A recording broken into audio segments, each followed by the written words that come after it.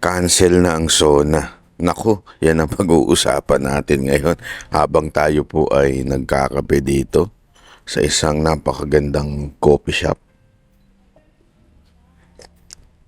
Ganito yung gusto kong coffee shop, yung tahimik lang. Yung parang hindi palengke. Hindi siya naman na sana nga ano sa mga sa mga nasa palengke, pero alam mo naman 'di ba pag sinabi mong mga parang palengkera, mga palengke, parang ganyan, maingay. Akala mo pag nag-uusap laging lasing. Hindi, siyempre kasi nagbebenta doon, di ba? Tilapia, tilapia, bangus. Kaya lang minsan nadadala sa coffee shop, kaya ang ingay tuloy sa coffee shop.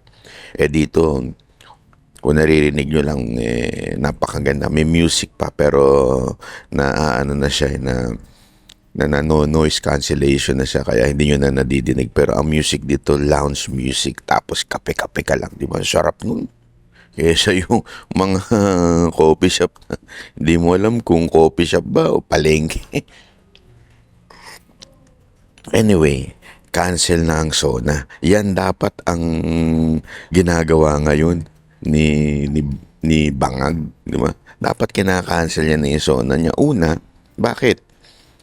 Wala namang siyang nagawang maayos.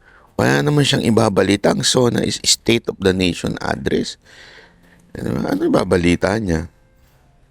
Yan, napakulong niya ang lahat ng mga nagkikriticize sa kanya.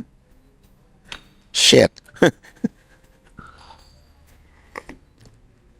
Alam mo, may kakwentuhan nga ako eh.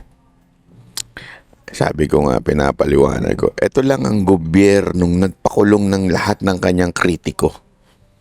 Diba? Aside from the Marcos Senior, ito talaga yung lahat po ng na nagkikritisa sa kanya, yun ang pinakukulo. Imaginein mo si Robin dumalaw sa kay Mike Defensor. Pagdalaw daw ni Senator Robin kay Mike Defensor. Hindi pala si Robin, sorry. Si sorry, it's not Robin, it's dating Commissioner Belica. Sa interview niya sa isang istasyon, sabi niya, dumalaw daw siya kay Mike Defensor. At sabi sa kanya nung head doon, ay nandun sa kulungan ng mga ghost flood control. Mantakin mo, Brad. Ito, isipin nyo na mabuti. Si Mike Defensor ang isa sa mga sumusuporta sa nagbulgar sa mastermind ng flood control issue na yan. Yung ghost flood control issue. Isa sa mga sumuporta sa nagbulgar upang mahuli yung mastermind ng ghost flood control. Tapos, siya pa ang nakulong doon. Teka. Si Congressman Mike Defensor right now is not a public official. Definitely, he cannot be involved in any ghost flood control. Tapos siya pa yung nakulong doon. Siya yung tumulong sa mga nagbulgar ng mastermind nitong hinayupak na pagnanakaw sa Pilipinas. Siya pa yung nakulong doon. Ganong katindi yun, Brad. You cannot imagine that. Alam mo, nung panahon ni Pangulong Duterte, ang daming nakikriticize sa kanya. Even Leni Robredo, his vice president, nakikriticize sa kanya. Di ba may mga kaalyado si Pangulong Duterte na gusto siyang ipa-impeach si VP Robredo? Pero ano sinabi ni Pangulong Duterte? Stop it, guys. Stop it. Tumigil. Any move na sana may impeach si Robredo noon, tumigil. Kasi nga pinatigil ni Pangulong Duterte. Ganon siya sa mga kritiko niya. Baka sabihin na iba, bakit nakulong si Dilima at bakit nakulong si yung head ng Rappler. Yung head ng Rappler, nagpakulong doon yung businessman kasi pinake news niya yung businessman. Nilahibel niya. At hindi naman talaga kulong yun. Nakapag-bail din. So katarantaduhan yung sabihin na pinakulong nung businessman itong si pinakulong ni Pangulong Duterte itong si Maria Ressa. Katarantaduhan yun. Sa katunayan, binigyan pa siya ng tsansa ng businessman na bawiin yung kanyang sinabi tungkol doon sa maling ibinalita. Ano ginawa ni Maria Ressa? Kesa na bawiin, hindi binawi. And that indicates malicious. Kasi ikaw, kunwari, nagbalita ka. Halimbawa, yung katulad ng ginawa ni Jay. Nagbalita siya at sinabi na nung binalita niya na hindi totoo yan. Ang dapat mong gawin, in the eyes of the law, you should remove it. As a journalist, as a social media personality, you should remove it. Bakit? Ibig sabihin ng pagtanggal mo, dahil nag-react na yung taong binalita mo, wala ka ng malicious intent. Nagigets nyo? Yan yung hindi maintindihan ng mga vlogger na sinasabi, natakot daw si Jay. Hindi ho natakot si Jay. Pinayuhan ho siya ng abogado. Since sumagot na yung taong binalita mo, na hindi totoo yan, dapat maging patas ka para wala kang malicious intent. Pag hindi mo pa dinilit yan o tinanggal yan o binawi yan, may malicious intent ka na. What is malicious intent in libel? Ito para ho sa mga kaalaman ng mga bobong tanga. Ang libel o cyber libel ay nagbalita ka, sabi ko, di umano si Juan de la Cruz may 3 asawa. Hindi mo alam at hindi ka sure na meron talagang 3 asawa, pero meron nagkwento sa'yo na may 3 asawa siya, kaya nga sinabihan mo ng allegedly o di umano may 3 siyang asawa. Binalita mo yan. Tapos nag-react si Juan de la Cruz, sinabi niya, hindi totoo yan, ito ang prueba na wala akong 3 asawa. Isa lang asawa ko, yung iba side chick. Kunwari lang yun ang sinabi niya. Dapat sabihin mo din yun. Or else, alam mo ng mali, pero hindi mo pa binawi, may malicious intent ka na. That's liable, criminally liable. Gets nyo? Yan kasi hindi alam ng mga tanga eh. Kaya nga po, ito yung sinasabi natin mga kababayan. Etong mga pinagbintangan nila, halimbawa, yung katulad na nangyari dito kay Defensor, na sana hindi naman siya napakulong ng ganun, pero bakit pinakulong siya? Si Marcoleta na talagang nagtulak ng hearing sa flood control. Imaginein mo siya talaga yung nagtulak ng flood control na to. And yet, siya pa yung nakulong. Iyan ba ang ibabalita ng Pangulo? Yan ba ang State of the Nation address? Dapat sabihin niya na we are in a martial law but undeclared. Malabo naman pag ganun, di ba? Kasi undeclared niya Hindi dinideclare. Pero yan ang nangyayari ngayon. May martial law. Di ba? Kaya yung kay Maria Ressa nun, yung sinasabi ko nga may malicious intent. Sinabihan na siya ng businessman, mali yung sinabi mong ito. At ito yung proof pinakita ng businessman. Sana man lang binalita nila. Kung ayaw nilang i-delete yung article, sana man lang binalita nila na ito naman ang side ng businessman na hindi totoo yung ganito. Hindi. Walang ginawa si Maria Ressa nun. Kaya siya na-warrant. Kaya tuloy at that time may probable cause. Kasi nga, may malicious intent. Hindi mo binawi So yun lang naman ang nakulong. Si De Lima naman, even before pa, alam naman natin, nababalitaan na natin. Nakakatawa nga Alam niyo yung palabas, may isang palabas na yung alleged person in deprived of liberty na drug lord. Actually, self-confess ata yun. Yun ang naririnig ko Di umano, self-confessed drug lord. Binalita niya pa na nandun talaga si De Lima at nakakasama nila magparty sa Bilibid. Kaya naman nakulong si De Lima because of that issue. Not because of she criticized Duterte. Kasi kung ipakukulong ni Pangulong Duterte ng lahat na nakikriticize sa kanya, naku po, ang dami sana nun. Wala eh.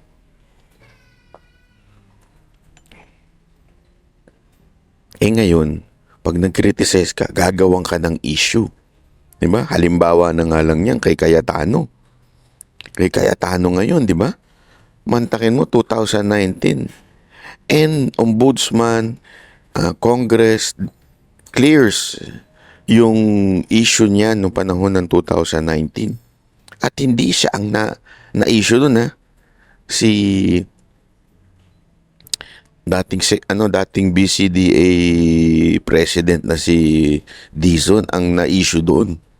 Pero it was declared na not guilty. Tapos bigla ngayon iimbestigahan uli. Not guilty na nga, sabihin walang katiwalian nangyari noon. Tapos ngayon iimbestigahan uli. At tapos instead na si pangalan nito, si Dizon ang iimbestigahan, naging si Cayetano na. Si Cayetano organizer lang noong event, hindi naman siya parte sa mga bidding, hindi siya parte sa kahit na anumang paglalabas ng pera.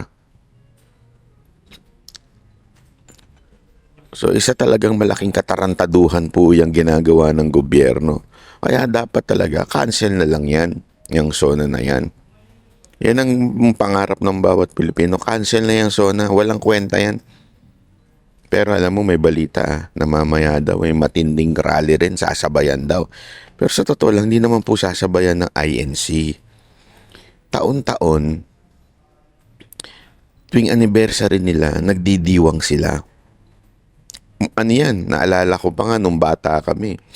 Kasi dyan kami nakatira sa Fairview. Tapos, eskwelahan ko nun, UP at saka Claret School. Nasa UP Diliman din yun. So, every year yan. Every year, nagsiselebrate sila ng anniversary nila sa harap ng New Era.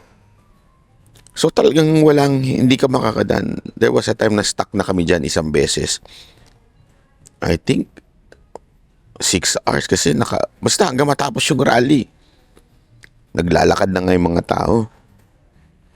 Kaya nung nangyari yun, cancel na yung mga school at work noon. Pero, ibig ko lang sabihin, noon pa man, yearly na nilang ginagawa yan. Ngayon po, gagawin na naman po nila yan. Hindi ho nila sinabayan ng SONA. Yung SONA po ang sumabay. Kasi ngayon lang po nagkataon na, kasi meron yan nakalagay sa batas kung kailan dapat mag-SONA. So ngayon lang nagkaroon ng, nagkataon na tumapat doon sa araw na yon. So yung SONA ang nagbabago-bago ng date. Yung INC hindi ho nagbabago-bago ng date. Kung ano talaga yung araw, doon talaga sila nagse-celebrate.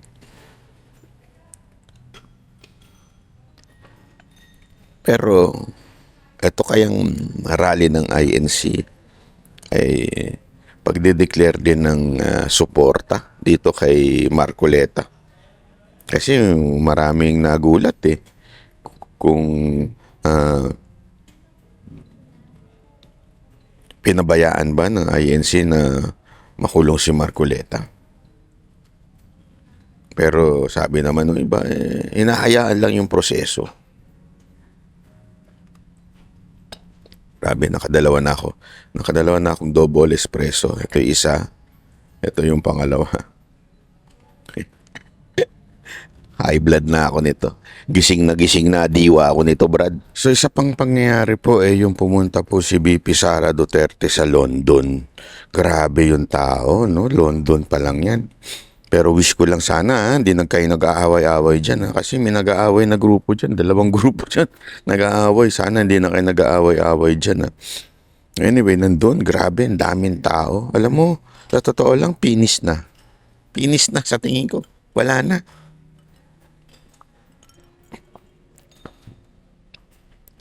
Yung kung sino man ang gustong lumaban kay VP Sara Duterte, sigurado ako mangungulimbak lang ng pera yun. Ibig sabihin, gusto lang niyang makakuha ng pera sa mga funder niya. Yung hihingi ng, sinisipon ako. Yung hihingi ng donasyon, tapos instead na gagamitin sa pang-campaign, take home na lang, di ba? Siguro malamang sa malamang ganun ang gagawin eh. Di ba?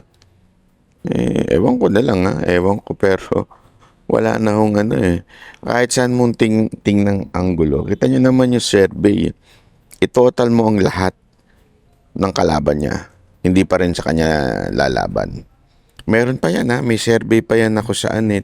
Tinapat siya. Silang dalawa lang ni Robredo. Silang dalawa lang ni ganito. Silang dalawa lang ni ganito. Wala pa rin. Iwanan. Kalahati. So ano ibig ko sabihin? Wala na talaga. Finish na. Kaya gagawin na nila lahat. Sigurado ako. Lahat ng way para mawala si VP Sara Duterte, gagawin nila. Number 1 nga, di ba, yung impeachment. Pangalawa sa impeachment, kakasuhan sa Pilipinas. Di ba? Yun ang mga naririnig natin balita. Maaring kasuhan siya sa Pilipinas na kung ano-anong kaso, yun yung pagkamatay ng isang vlogger. Tapos, malamang plunder. Pag hindi pa na impeachment to, plunder nila ito para makulong. Di ba? At ma-disqualify. Tapos, kasi pag hindi yung makulong lang talagang maging guilty. Moral turpitude na ganyan. Gagawin nilang lahat. They would really bend the law. They know wala silang pag-asa kay VP Sara Duterte. Talo talaga sila. Tapos ang maaari pa nga yung third option na ipadala sa ICC din. Di ba? Kaya alam mo, lupit nito. Hindi ko alam kung papaano at hanggang saan ang sagad na gagawin ng gobyernong ito. Kasi in reality, pag kami nga nag-uusap mga vlogger lagi na pinag-uusapan na in this government, there is nothing impossible. They would do everything, even bending the law, just to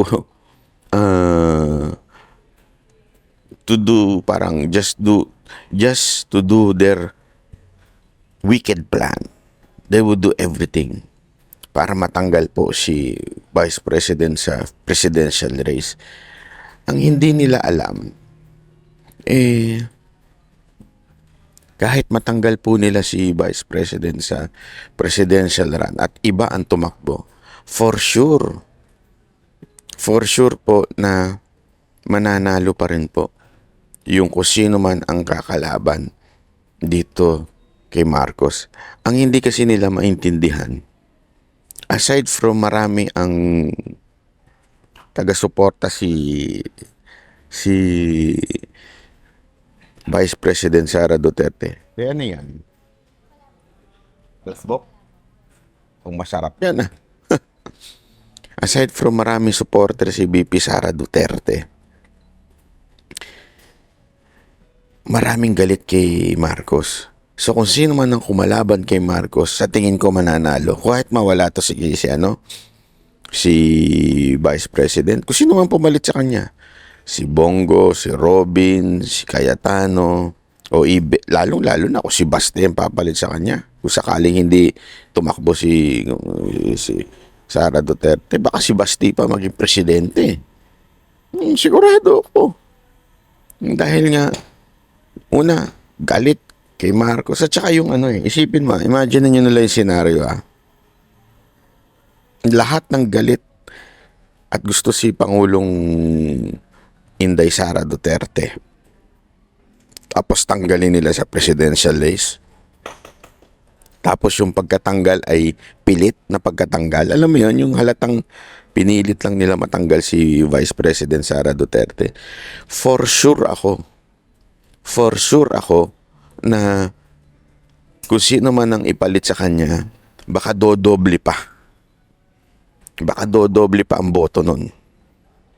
Kasi yung galit ng tao, mas lalong titindi.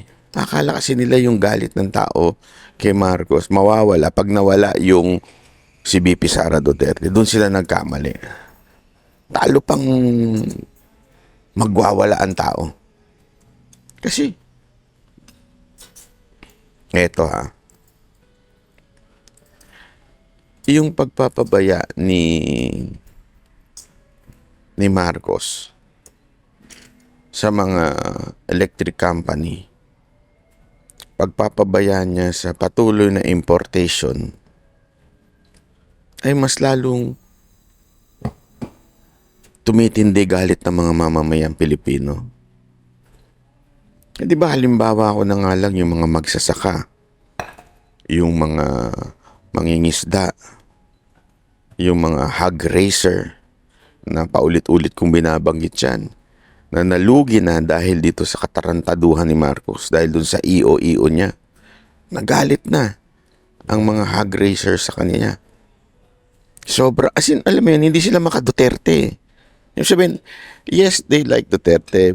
Maybe some, maybe hindi lahat. Or they don't know. Pero because yung ginawa ni Marcos na pinalawak yung importasyon, pinababa yung tax, at dinagsa na tayo ng mga imported na mga baboy, at nagkahawaan na, kumalat na yung sakit sa baboy dahil dito sa pag-i-import, at nalugi na yung mga hog raisers, napunta na talaga ang galit nila kay Marcos, at napunta na dun sa mga Duterte ang pagmamahal nila. Kasi alam nilang lalabanan ng mga Duterte itong si Marcos. So sa totoo lang, hindi kagagawan ni Bibi Sara Duterte o ng mga Duterte ang lakas niya. Ang lakas ni Bibi Sara Duterte at ng mga Duterte ay dahil sa kapalpakan at katarantaduhan ni Marcos mismo. Kaya nagagalit ang taong bayan.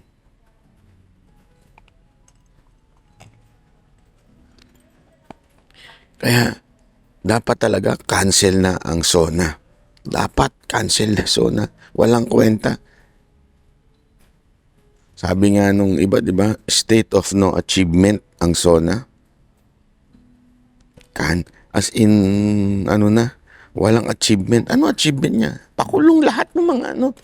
Sabi nga niya, hinabol daw eh. Itong nangyari sa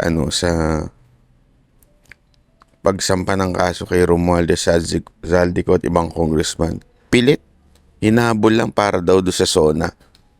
Tapos meron daw special announcement mamaya. Nako, maniwala kayo dyan. Yung special announcement na yan, against sa kalaban na naman niya. Pustahan tayo.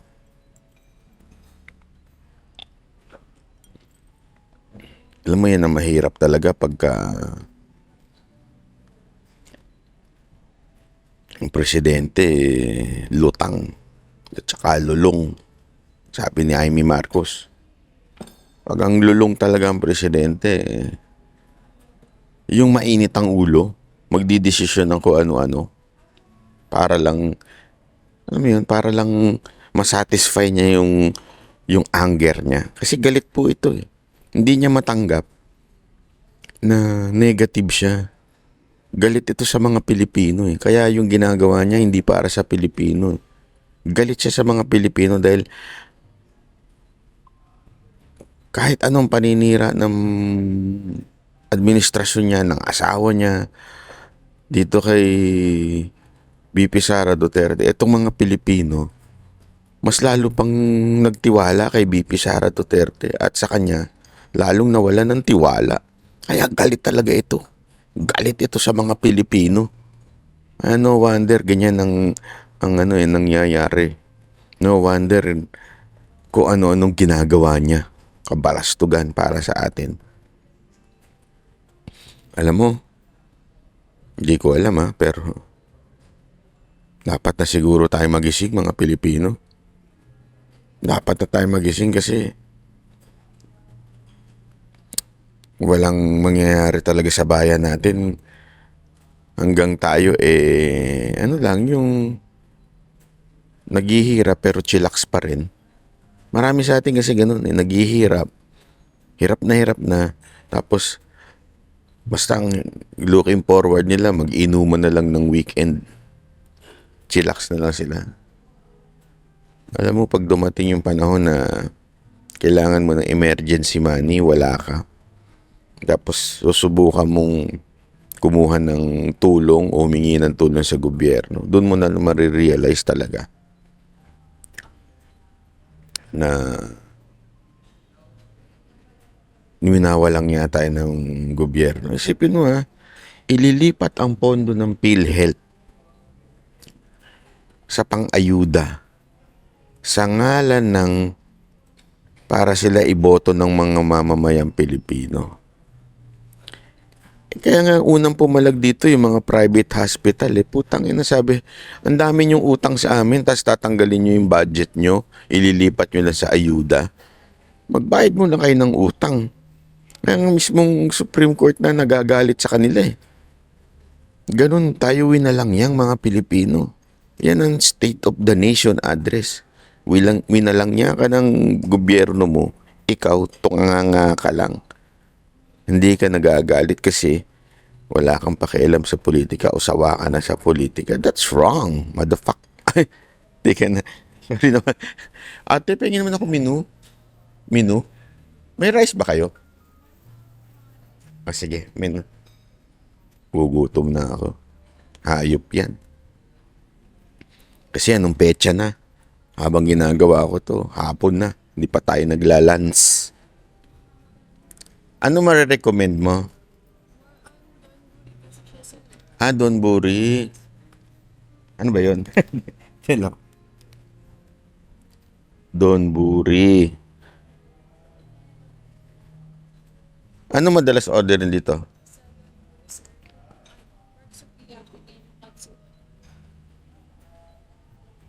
Sige, ano ako?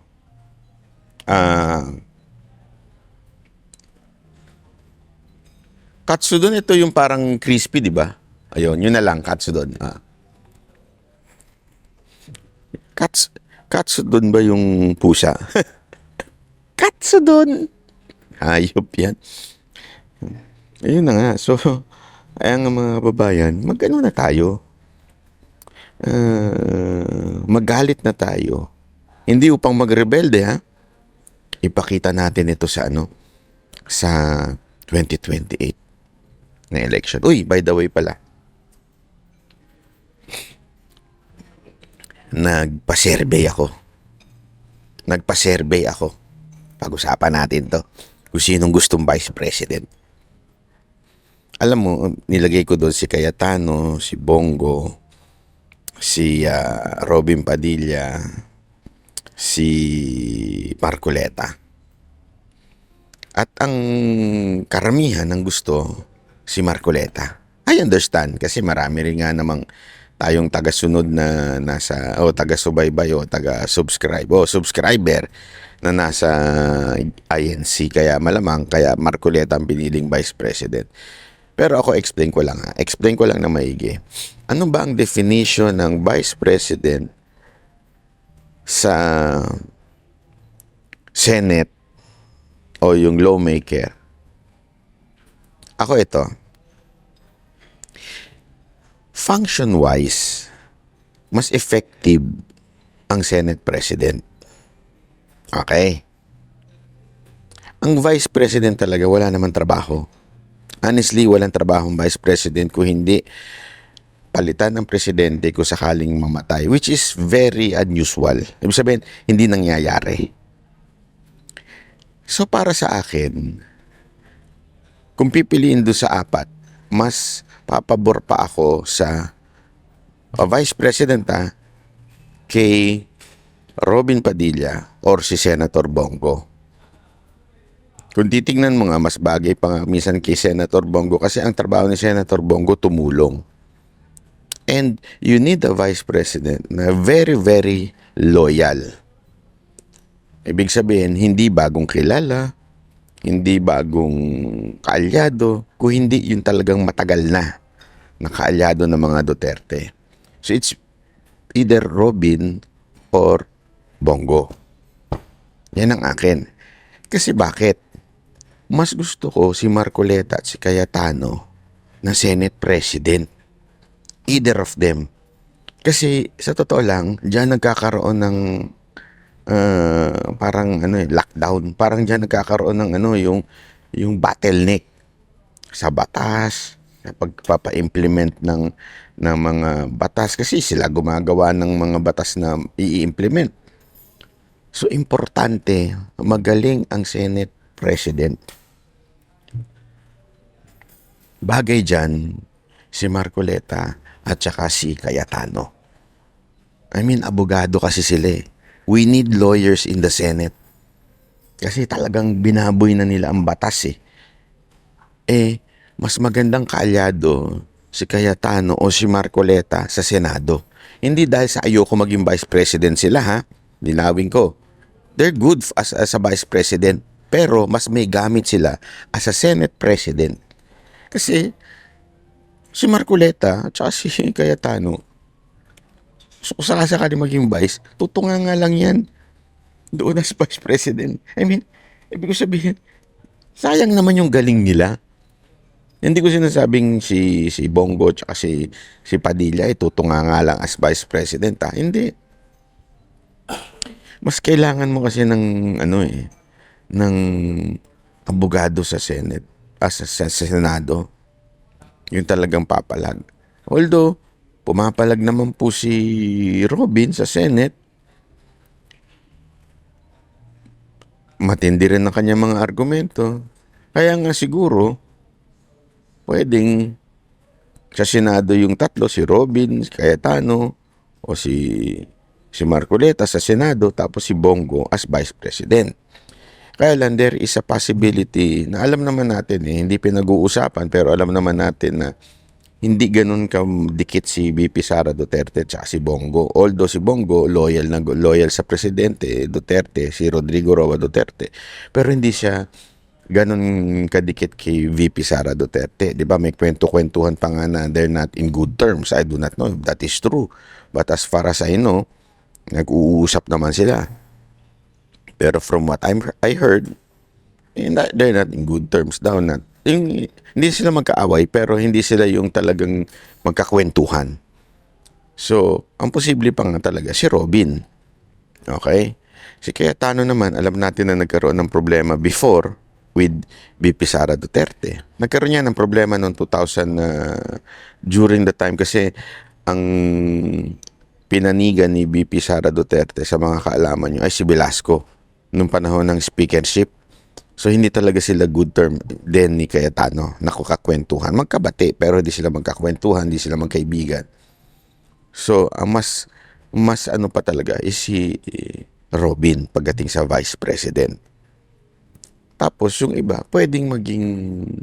Kasi si Bongo magaling din sa Senado. Ang dami rin niyang batas na gawa para sa mamamayang Pilipino. And that's what we need.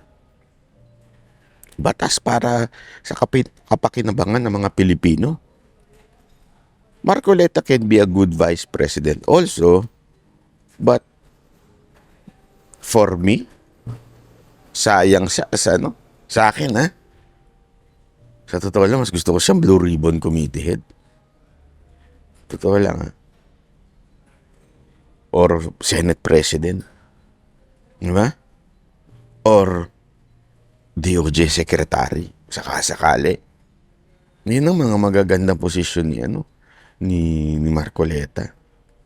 Pero again, it's a decision of the Vice President. Sana lang, wag lang siyang kumuha ng Vice President na eventually huhudasin siya. Kasi yan na nga yung yung naging problema nung panahon ni Pangulong Duterte, di ba? Yung Vice President niya, may pagkahudas. Who does not pay.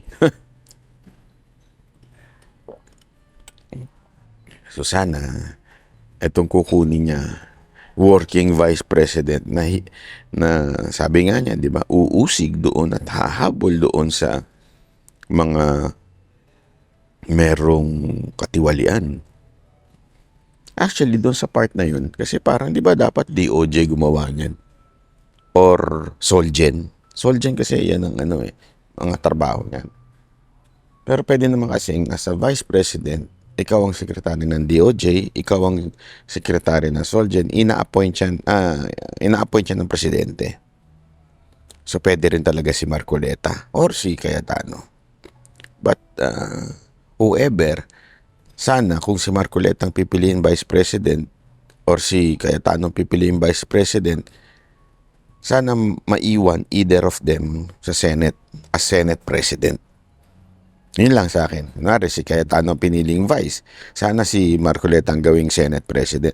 Kung naiwan namang si Cayetano as Senate and si Marcoleta as Vice President, sana si Cayetano ang gawing Senate President. Yun ay mga wish nating mga Pilipino. Kasi although ngayon, talagang yung pagdating sa survey, lumalamang si Marcoleta as Vice President. What do you think, mga kababayan? Tama ba na si Marcoleta ang gawing Vice President ni President Inday Sara Duterte? O si Cayetano? O si Robin? O si Bongo? Okay din si Robin kasi si Robin radikal mag-isip, 'di ba? And isa kasing factor na sinasabi ni Lito Banayaw, alam naman natin yan, political strategies yan, ang dami nang nadaan ng administrasyon, ang dapat daw ka katandem ni President Inday Sara Duterte ay taga Luzon o malakas sa Luzon.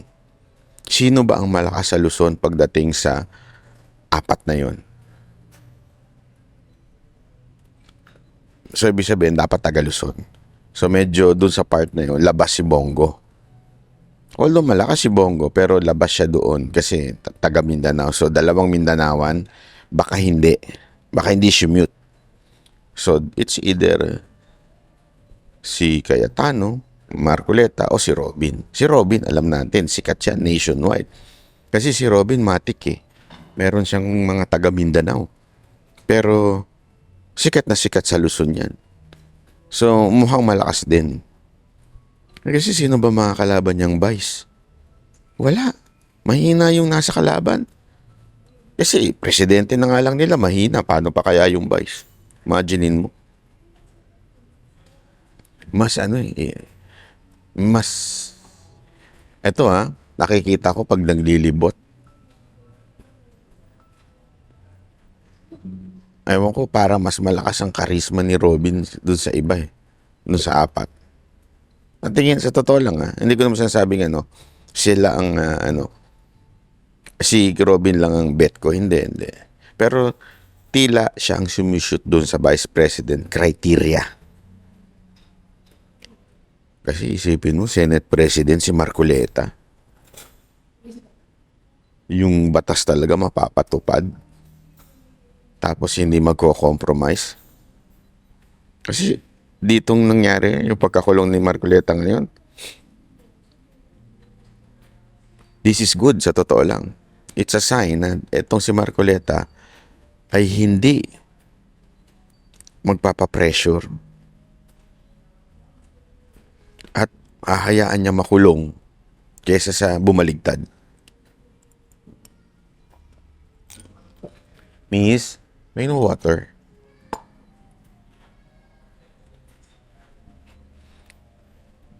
So, yun ang siste.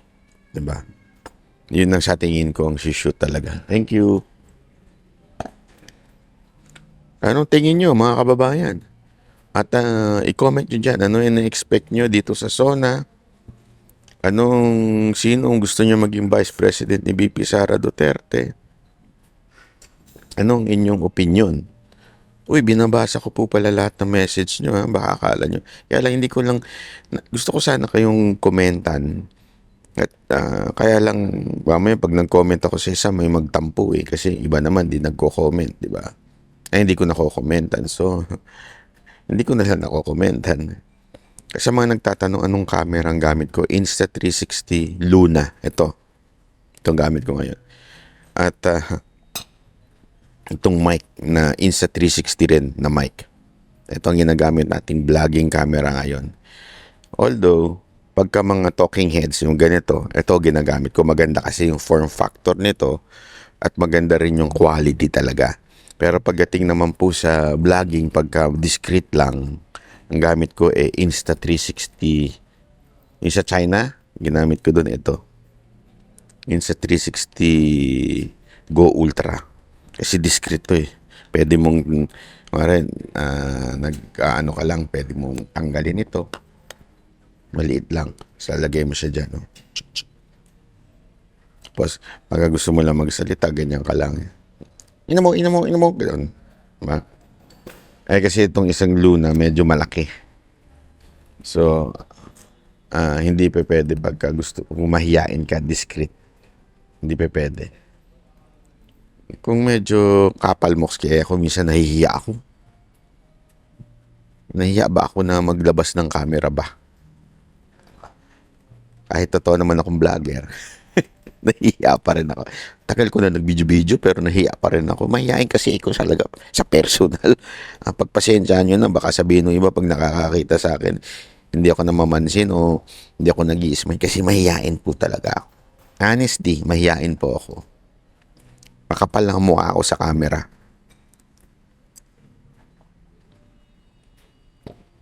So hanggang dito na lang po muna yung vlog natin, ha. Abangan natin yung SONA mamaya. Kasi balita ko marami na namang pambobolang gagawin itong administrasyon na ito. Ano sabi? Sino pa ba naniniwala dyan? Sa totoo lang, ha. Ang alam ko na lang naniniwala dyan yung may pakinabang sa gobyerno, yung kumikita sa gobyerno. Yan na namang naniniwala dyan. At saka yung mga bayaran ng gobyerno. Walang sa tamang pag-iisip ang taong maniwala kay Marcos. Wala. Yun talagang legit na naniniwala ako kay Marcos, not because nakikinabang ako. Walang legit na maniniwala dyan. Sa lahat ng katarantaduhan na pinagsasabi niyan, wala. Bobo ka talaga, sagad ka sa kabubuhan kung maniwala ka ba dyan sa hindot na yan. Ayan ang totoo. Huwag na tayong maglukuhan. Ka maniniwala dyan sa lahat ng pinagsasabi niyan. Sobra. As in, sagad. Alam mo, ako nga Ito pagka namamasyal ako, ang dami kong namimit. Hindi naman sila aktibo hindi sila yung vlogger o active sa social media, pero bigla na lang nila sasabihin na, Sir, uy, nakikita kita sa social media. Sabi ko, sana hindi iskandal yun, ha. Baka kasi may iskandal na kamukha ko, nakikita kita. Tapos, sabihin nila sa akin, tahimik lang kami pero ituloy mo lang yan, yung pagiging, yung ano mo kay Duterte. Maka Duterte kami pero bawal kasi sa kumpanya namin. Tahimik lang kami. Bawal kami magpahayag ng political na anything. Pero ituloy mo lang yan. Wala pa ako nakita nagsabing banat bay, I disagree with you. Walang ganun. As in, meron lang isang pangyayari sa Japan. Isang beses lang naman yun. Sa ilang beses kong pag-iikot. Malamang siguradong bayaran yun o may pakinabang yun sa administrasyon ni Marcos. Pero kasi, lagpak sa lahat Yung peace and order, putya. Dati, alam na natin yan, ramdam ng lahat ng Pilipino noon na naging safety ang Pilipinas. Naramdaman natin yan sa mga Duterte. Pero ngayon, meron niya ako nabasa na comment Mag-iibang bansa na lang ako pag nagbakasyon. Kasi sa Pilipinas, it's either ma-hold up ka, ma-snatchan ka, o malalagay ka sa alanganin. Pwede pang makidnap ka. At marami rin nagsasabi ngayon, mga kabataan, natatakot na. Baka ma-rape sila. Yung mga magulang, natatakot na.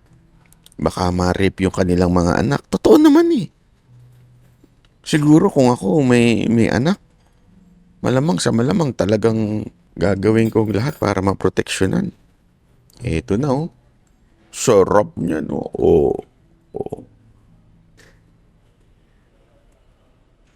Diba? Sarap Ano na to? Vlog to tsaka food vlog. Pagsabay natin, tikman natin muna. Tikman natin. Tadakimasu. Thank you, Lord, for the food.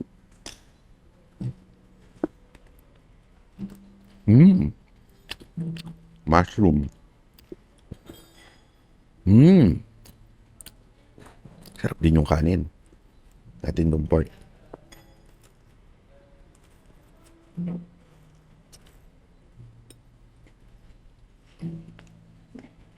Crispy. Nalilinig nyo ba yun? Pero juicy. With hindi ko alam kung soy sauce to, pero medyo matamis.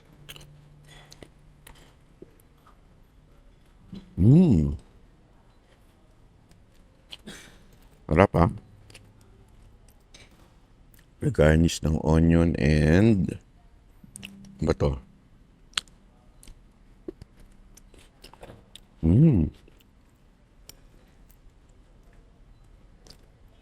Sarap.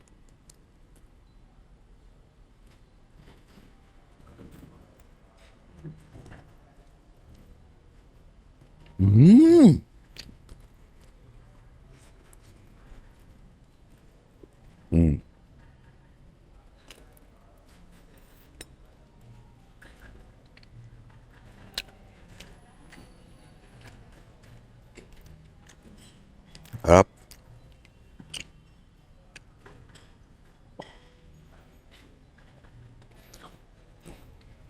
Sabi na iba, ba't ako nagbablog ng kumakain? Kasi nga po, food vlogger din ako eh. Hindi nyo ba alam? Tingnan nyo sa Facebook ko. Meron tayong mga binablog na mga pagkain. Nire-review natin, ang tawag natin, Banat Review. Food critic. Ayok. Diba?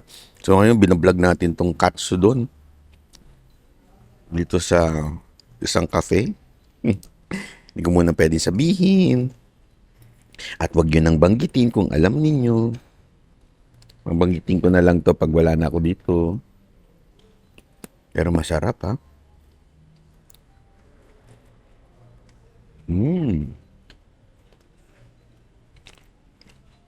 Pwede. Kasi usually pag mga hotel food di masasarap eh. At least mura-mura. Yung kahapon kanain natin. Panoorin nyo sa Facebook ko. Sabi doon, masarap daw.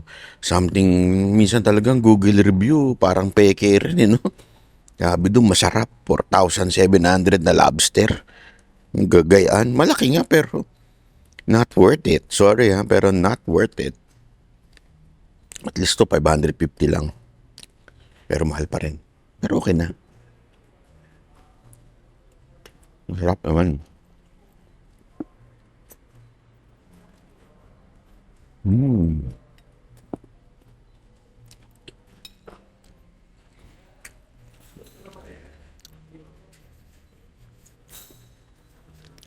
Yan po ang glimpse ng ating food review vlog, Banat Review. So, pumunta kayo sa aking Facebook. Marami kayo makikita mga Banat Review doon. So, tingnan natin ha. Pumunta kayo doon. At mag-subscribe kayo sa aking Facebook, Banat by. Pangatlong ano ko na yun. Dati yung Banat by 3.0. Kasi yung Banat by first and second, nung nag-iisang milyon, di ko nga alam eh. Parang merong ginagawa si Meta dun. Pag nag-iisang milyon na, dinidelete nila. Binablock nila. So ito, 560,000 plus yung ano. Kasi maraming Banat by. Yung mga Banat by iba, hindi akin yun ha. Mga peke yun. Yung akin lang yung Banat by na merong 560 plus na subscriber. Yun ang talagang legit at meron yung check. Verified. So, yun po yun, ha? So, hanggang dito na lang. Maraming salamat. God bless everyone. Mabuhay. At sana huling sona na nito ni Marcos. Sana po. Huling sona na ni Marcos. Bakit? Next year na uli. Kasi taong-taon yan eh. Huling sona na ni Marcos this year. Next year na yung kasunod. Okay? Huling sona na ni Marcos this year. Kasi nga, isang beses lang naman. Isang taon. Next year na uli. Okay. God bless everyone.